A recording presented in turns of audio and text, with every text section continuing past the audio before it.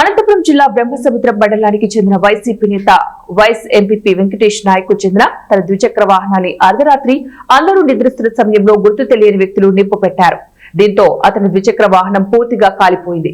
బ్రహ్మసముద్రం నుంచి కళ్యాణదుర్గం మండల కాపర్లపల్లికి తన బంధువుల ఊరికి వేరుశనగ విత్తనాల కోసం వచ్చిన వెంకటేష్ అందరూ నిద్రిస్తున్న సమయంలో అర్ధరాత్రి గుర్తు తెలియని దుండగులు వచ్చి ఆ ద్విచక్ర వాహనాన్ని పెట్రోల్ పోసి నిప్పు పెట్టి వెళ్లినట్లు బాధితుడు వెంకటేష్ నాయక్ ఆందోళన వ్యక్తం చేశాడు. కాలిపోయిన ద్విచక్ర వాహనాన్ని చూసి బాధితుడు కళ్యాణదుర్గం రూరల్ పోలీస్ స్టేషన్ లో ఫిర్యాదు చేయగా బాధితుడిని ఫిర్యాదు మేరకు కళ్యాణదుర్గం రూరల్ పోలీసులు దర్యాప్తు చేపట్టారు. అది చెనిక్కాయ కోసం వచ్చింది. ఇక్కడ టైం అయింది, సాయంత్రము 5 గంటలు అయింది. 5 గంటలు 6 గంటల సమయం అయింది. ఇక్కడే బంధువులు ఉన్నారు కాబట్టి, అక్క బావలు ఉన్నారు కాబట్టి ఇక్కడే నేను ఉండిపోయినాను. రాత్రి సమయం 9-10 వరకు మేలుకున్నాము. అంతా మాట్లాడుకున్నా.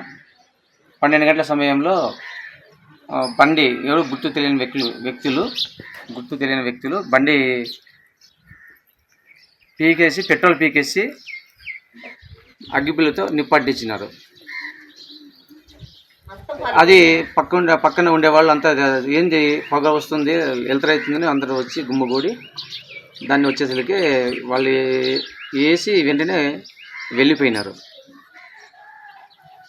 మరి అప్పుడు మేమంతా దాన్ని చుట్టుముట్టుకొని ఆ మంటను ఆపేదానికి ప్రయత్నించాము.